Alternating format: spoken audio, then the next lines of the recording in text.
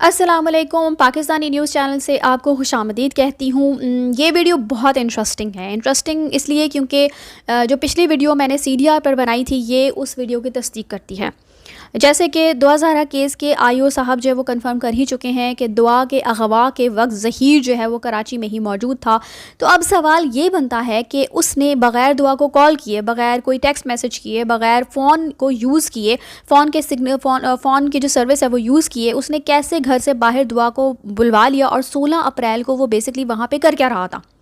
क्योंकि इन लोगों का तो यही कहना रहा है कि ज़हीर तो जो है वो लाहौर में मौजूद था और दुआ जो है वो ख़ुद आई थी। तो अब चूँकि सीडीआर से इस बात की तस्दीक हो गई है तो फिर सवाल यही आगे बनता है कि वो 16 अप्रैल को वहाँ पे क्या कर रहा था। तो ये जो वीडियो है वो आपने बहुत गौर से देखनी है क्योंकि और उसके बाद जो आपने जाके ना सीडीआर वाली जो वीडियो मैंने बनाई थी उससे कंपेयर करनी है, क्योंकि आपको फिर सारे वाक़े की हकीकत जो है वो ख़ुद ही वाज़ेह हो जाएगी कि किस तरह इस शातिर और मक्कार लड़के ज़हीर ने, जो फ्यूचर का होनहार डॉक्टर बनने जा रहा था, जिसको बड़ा कहा जा रहा था कि तो वो तो फ्यूचर का होनहार डॉक्टर है, तो उसने किस तरीके से दुआ को अगवा किया और वो उसको खुद कहाँ से कराची से लाहौर लेकर आया। अच्छा जी, इस होनहार डॉक्टर का काम क्या था? इसका काम ये था कि पढ़ाई लिखाई तो उन्होंने कुछ करनी नहीं होती थी, बस सारी रात लड़कियों के साथ ये लगे रहना और ऑनलाइन गेमिंग पे उनको वरगलाना, ताकि जैसे ही कोई शिकार उनके नरगे में फंस जाए तो ये जाकर फटाफट उसे वहाँ से निकालें और घर से अगवा करें और आगे बेच बाच के पैसे कमाएं।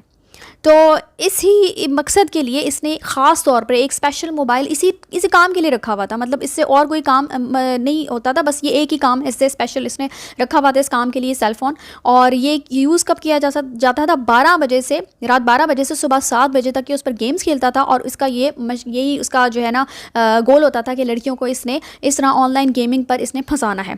तो इसने क्या किया कि एक मोबाइल जो है वो उसने ख़रीदा, पंजाब से इसने पैसे निकलवाए और फिर उसके बाद इसने ये नया मोबाइल ख़रीदा और 7 अप्रैल को जो है ये मोबाइल इसने ऑफ़ कर दिया और दोबारा इसने ये जो मोबाइल है वो ऑन कब किया? 11 अप्रैल को। अच्छा जी, मोबाइल ये जो है वो मोबाइल, ये वाला मोबाइल जो है वो लाहौर रख के जाता है और उसके बाद ये जब वहाँ पे जाता है कराची, तो उस दफ़ा जो है यानी कि 7 अप्रैल को जब ये जाता है वहाँ पर, तो ये इसको कामयाबी हासिल नहीं होती दुआ को वहाँ उस दफ़ा ये जब जाता है, क्योंकि आप सीडीआर में देखिएगा कि सीडीआर में पहले भी कराची की लोकेशन ट्रेस आउट हुई है। तो उस दफ़ा जब ये जाता है कराची तो ये दुआ को वहाँ अपने साथ वापस नहीं लेकर आ सकता। डेफिनेटली कोई ना कोई मसला ज़रूर हुआ होगा जिसकी वजह से दुआ बाहर नहीं आ पाई होगी और ये उसको वहाँ से अगवा करके नहीं ला सका होगा। उसके बाद जी 16 अप्रैल को हफ्ते वाले दिन ये दोबारा से इसको चीज़ को प्लान करता है कि मैंने जो है वो जाना है और दुआ को वहाँ से अगवा करके लेकर आना है। तो अब ये एक नंबर, जो पहले नंबर इस्तेमाल हो रहा था वो पहला नंबर बंद कर देता है, फिर ये दूसरा नंबर जो वो इस्तेमाल करता है और ये जो नंबर है 15 अप्रैल को शादी खुई से निकलता है और उसके बाद 16 अप्रैल को ये पहुँचता है 12:35 पर रहीम यार खान। उसके बाद 1:51 पर ये सिंध पहुँच जाता है। उसके बाद 8:55 पर ये पहुंचता है बल्दिया कॉलोनी हैदराबाद और वहाँ पर ये रुक जाता है। ठीक है, उसके बाद तकरीबन सुबह 9 बजे से 12 बजे के दरमियान यानी 3 घंटे जो है ये हैदराबाद के करीब रुका रहता है और इंतज़ार करता है। उसके बाद ये गेमिंग चैट पर दुआ को बाहर बुलाता है, ये उनके घर पहुंच जाता है और उसके बाद फिर ये गेमिंग चैट पर दुआ को बाहर बुलाता है और फिर कार में लेकर उसे कराची से रवाना हो जाता है। उसके बाद ये पहुंचता है जी 12:53 पर बिन कासिम रेलवे स्टेशन के करीब, जो कि मेहदी अली काज़मी के घर से सिर्फ 25 मिनट की दूरी पर है। कराची से बाहर जाने के लिए तकरीबन आधे घंटे बाद ये N5 रूट का इस्तेमाल करता है और फिर 3:52 पर Hyderabad central jail national highway पहुंचता है। वहाँ से जी 5:15 बजे यानी 5:15 पर यह मुटियारी पहुंचता है, फिर 5:23 पर ठेरी हैदराबाद पहुंच जाता है और अगले दिन गुड्डू इंटरचेंज के N20 के पेट्रोल पंप से ये पेट्रोल भरवाता है और फिर इसके बाद सिंध बॉर्डर क्रॉस करते हुए वापस शादी कोई पंजाब यूनिवर्सिटी से जो मुत्तसिल इलाका है वहाँ पर पहुँच जाता है। 18 अप्रैल के बाद से ये वाली जो सिम है जिससे ये इस्तेमाल कर रहा था ये ऑफ़ हो जाती है और इससे सिर्फ कितनी कॉल्स होती हैं? सिर्फ 2 कॉल्स गई हैं इससे।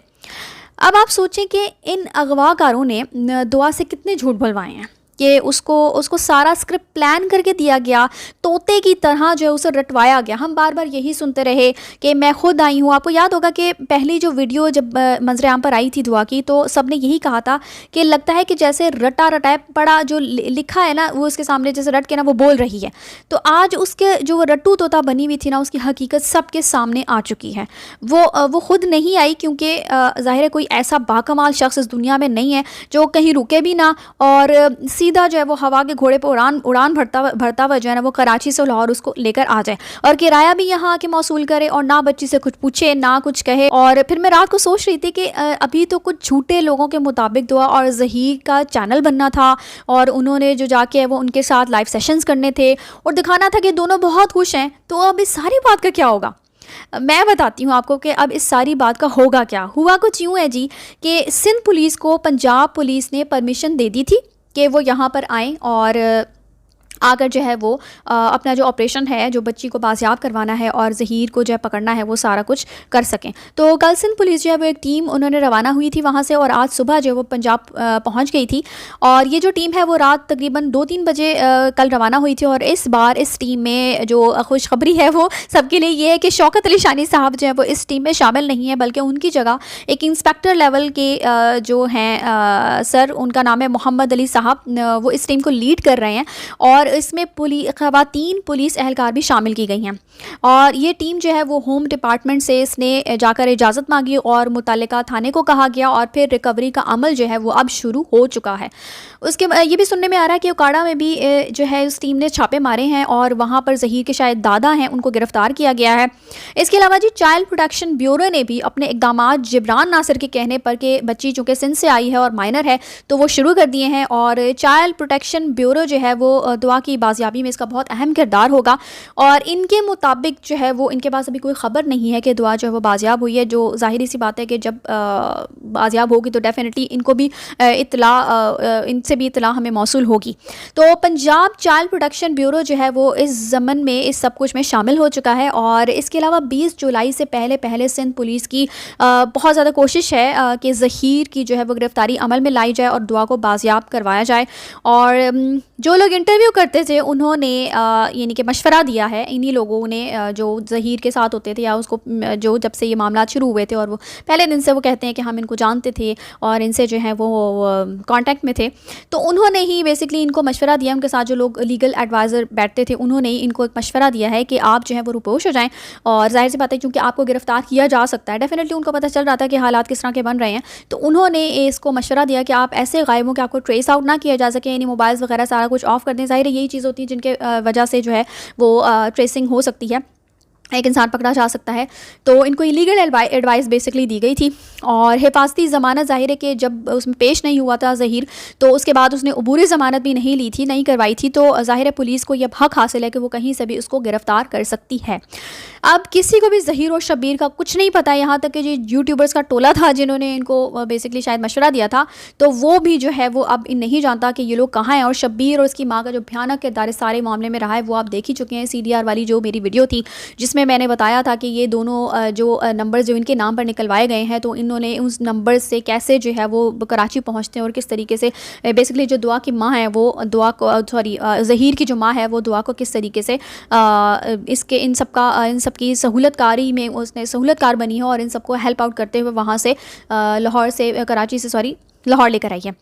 तो मेन लोग जो है वो अब गायब हैं और उनको पकड़ने के लिए छापे मारे गए हैं। बाकी लोगों के लिए भी छापे मारे जा रहे हैं। बाकी वो लोग हैं जो 32 लोग इस पूरे गैंग में शरीक हैं, तो उनको पकड़ने के लिए भी छापे मारे जा रहे हैं।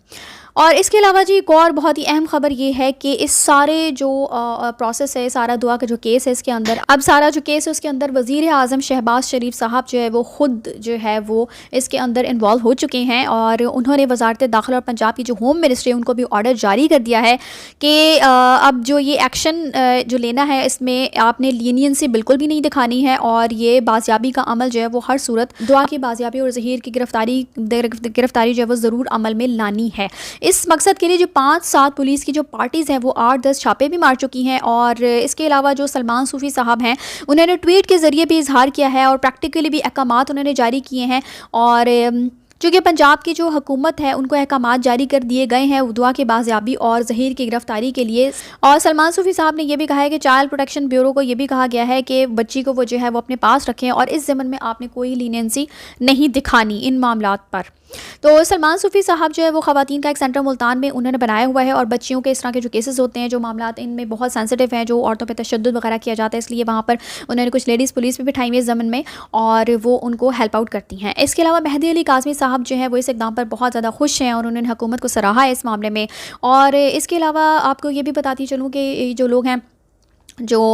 यूट्यूब पर बैठकर जो है वो इस केस के अगेंस्ट बोलते रहे हैं और इस केस को जो है वो बहुत ज़्यादा गलत नेगेटिव तरीके से उन्होंने पोर्ट्रे करने की कोशिश की है कि ये जो है वो लव मैरिज का, सिंपल लव मैरिज का केस है, और फजूल किस्म की जो उन्होंने जो है ना अफवाहें फैलाने की कोशिश की और बहुत ज़्यादा इसको गलत रंग देने की कोशिश की और बेसिकली इस क्राइम को जो उन्होंने हवा देने की कोशिश। तो अब जो है वो क्या करने की कोशिश में लगे हुए हैं कि वो जो पहली मेडिकल रिपोर्ट आई थी उसके बारे में बहुत सारी कॉन्ट्रोवर्सीज बनाने और फैलाने की कोशिश में लगे हुए, ताकि ज़ाहिर सी बात है कुछ तो होना चाहिए ना अपने आप को डिफेंड करने के लिए। तो इस वजह से अब बेसिकली तो कहा जा सकता है कि उनकी चीखें निकल रही हैं, जो कि हर तरफ यही कहा जा रहा है कि उनकी बेसिकली अब चीखें निकल रही हैं। तो हकीकतन अब उनकी जो है वो चीखें निकल रही है, अब उनको जो है वो पता चल रहा है कि अब जो है वो एक बहुत ही गलत नैरेटिव को वो सपोर्ट कर रहे थे और अब बहुत सारे लोग जो हैं वो उनसे पीछे हट जाएंगे, बहुत सारे उनके जो फॉलोवर्स थे वो उनको अच्छी निगाह से नहीं देखेंगे, तो डेफिनेटली चीखें तो फिर निकलेंगी। अच्छा जी, तो अब दो तरह की जो है वो मैं आपको बताती चलूँ कि दो तरह के जो है ना वो राय पाई जा रही हैं, और कुछ लोग कह रहे हैं कि दुआ ज़हरा बाजियाब हो चुकी हैं, कुछ लोगों का कहना है कि दुआ ज़हरा जो अभी बाजियाब नहीं हुई हैं, जैसे ही कोई इत्तला हमारे पास आएगी हम खबर को ज़रूर ब्रेक करेंगे। तो मेरी इत्तला के मुताबिक वो बाजियाब हो चुकी है, लेकिन कुछ वजूहात की बिना पर मुझे जो पता है वो यही है कि वो कुछ हसास इदारों के पास है और ज़ाहिर है कुछ वजूहात की बिना पर जब इस खबर को ज़ुबान ज़ेआम नहीं किया गया। बहरहाल ज़हीर की गिरफ्तारी से मुतालिक मैं आपको बताती चलूँ कि अगले आने वाले चंद घंटे वो बहुत इंपॉर्टेंट है, क्योंकि अब पुलिस, सिंध की पुलिस और पंजाब की जो पुलिस है वो मिलकर काम कर रही है और जो बड़े बड़े ग्रुप्स हैं वो बहुत जगहों पर डीपली छापे मार रहे हैं, जिसकी वजह से यकीनन इंशाल्लाह ताला बहुत जल्द जो है वो हमें इस बारे में भी गुड न्यूज़ सुनने को मिलेगी। और लगता यही है कि आज ही रात जब सारे मामला जब निपटा लिए जाएंगे, तो आप भी दुआ कीजिएगा, मैं भी दुआ गो हूँ, इंशाल्लाह अच्छी खबर मिलेगी। और उससे पहले चैनल को सब्सक्राइब करना मत भूलिएगा। तब तक के लिए अल्लाह हाफ़िज़।